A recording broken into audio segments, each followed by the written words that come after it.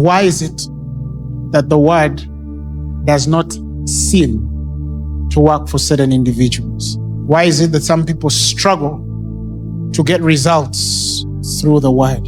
That's the question. I want to teach you how to make the word work for you.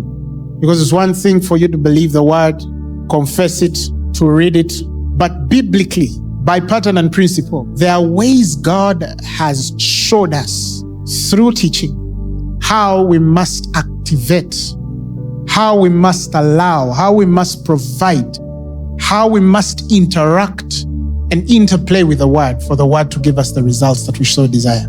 He says, wherefore, lay apart all filthiness and superfluity of naughtiness, and receive with meekness the engrafted word which is able, the Bible says, to save your soul. Now, God is giving us the ingredient here. It's talking about the word that is implanted and rooted in your hearts. So the question is around, how do we get the word implanted in our spirits? How do we get the word rooted in our hearts? Because He has given us the guarantee that if we can do that, then we have the power to save our souls. You'll have the power to come out of that financial issue. You'll have the power to come out of that health crisis. You'll have the power to come out of that marital issue. You'll have the power to come out of that career frustration. The word says you're healthy, you are healthy. The word says you're wise, you are wise. The word says you're rich, you're rich. The word says you're strong, you're strong. The word says you're a conqueror, you are more than a conqueror. There are about three major ways defining the way the word is engrafted, the way the word is rooted in our spirits. The number one thing that you learn as a believer is you learn to keep the word before you constantly. The Bible says in Proverbs, the 4th chapter, the 20th verse, it says, my son, attend to my words, consent and submit to my sayings. Let them not depart from your sight. Keep them in the center of your heart. And he says, for they are life to those that find them, and healing and health to all their flesh. KJV says, incline your ears to my saying. Now, the Hebrew word there for inclining is now tau, which means to stretch out in the word, which means to extend time in the word, to prolong yourself in the word, to carry aside the word, carry aside the word. How can you be born again and you don't have a Bible? At least move with it on your phone, because part of the definition there, now tau, is to carry along aside. Go with your word everywhere. Can you eat 2 meals a week physically? Now, if you need your body to grow and exist because you eat, what makes you think that your spiritual man will be starved until the time you are so hungry, or rather in quotes, in trouble? God has told you, learn to attend to the words and incline yourself to the word of God. Build a consistent life of engaging and indulging the word constantly. Some people read the word when they have a problem. They have a job issue and they look out scriptures for jobs. They have a financial issue. They look out scriptures for financial breakthrough. They have a health crisis.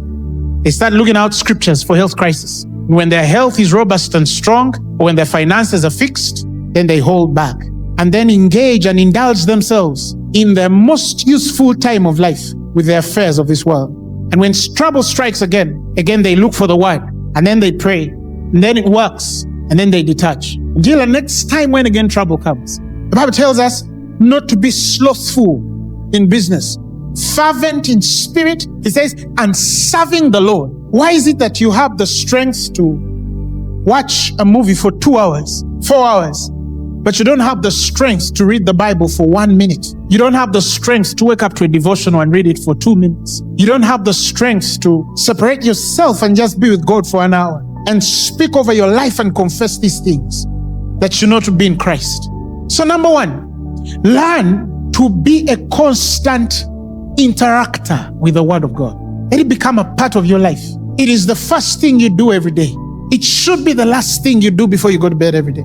It should be the thing you easily do in your most free time. You cannot go to bed without listening to someone or two. How do you do that?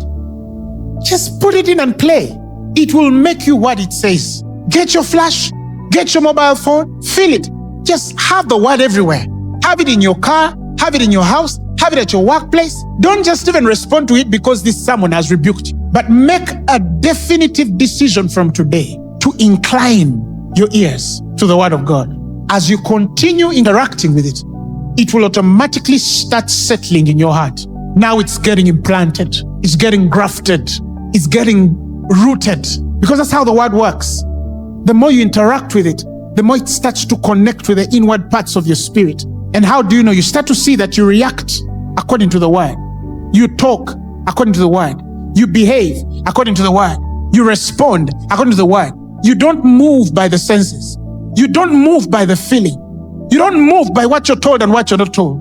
You don't move by what is possible with men and what's impossible. No. You move with what is possible by the word. You move by what the word says. Hallelujah, glory to God. The second point, Colossians, the 3rd chapter, the 16th verse. He says, let the word spoken by Christ have its home in your hearts and in your minds, in all insight and intelligence and wisdom, in spiritual things. And as you sing, listen, psalms, hymns, and spiritual songs, making melody to God with His grace in your hearts.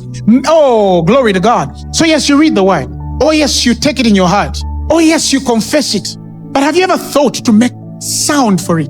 To make a psalm for it? To make a song for it? To make a hymn for it? Making melody in your heart with grace in your heart. Oh, it's a great experience. It's one of the most perfect ways to relate with the Holy Spirit. I have learned over the years to sing psalms, spiritual songs in my heart through grace. You learn to sing the words. The Bible says in 3 John that you wish above all things that I may prosper and be in health, even as my soul prospereth. You create your own song. You don't need to have a good voice. Hello. You just need to get a scripture and hum it. Sum it up. Give it your hymn. Give it your flow. If you feel you can't rhyme, but you can rap it out, do it. Whatever it is. He says, make melody in your heart. The Bible says, you satisfy my mouth with good things and renew my youth as the eagle. When you do that, he says, as you're making melody, as you're speaking these words, as you're strengthening yourself, the word is getting a hold of you. It's saying, aha, this is where I belong. This is where I belong. And the third way, now you take it out. There's that part where you sing a hymn and psalm to yourself. But there's a part where you also have to learn to sing psalms and hymns to one another. Glory to God. You wake up excited in the morning. You meet your spouse and tell him, God is good. He's working mightily in my life today. Glory to God. Great things are happening in my life this morning. And there is nothing the devil can do. Hallelujah. Glory to God. You even when you're with your friends, don't just make it a personal thing. No, God is saying this time, extend it beyond you and start singing it even for your friends. So how are you doing these days, my friend? You tell them, I am highly blessed, Matabo Zelebo, so highly exalted by God. Everything is working for my good.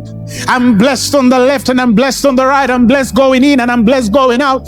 Glory to God. Hallelujah. You're making your own sound. Now it's saying, beyond just what you sing for yourself, extend it even to the things around you so they know that you're a singing person. So they know that you're a psalmist. Your family should hear you singing. Your friends should hear you singing. Your car should know your voice. Your baby should know your voice. Your house should hear you from afar and respond. Your field should hear your psalm from afar and respond. Everything you have should know that you emit the word of God through song. So don't just end with you. Share the word with each other. If you can't sing it, at least find a way to leave a word with someone. When you text, leave a scripture with someone. When you write emails, leave a scripture and challenge yourself to be a giver of the word. Because as you're doing it, something is getting rooted in your spirit. Something is getting built up. Something is getting engrafted.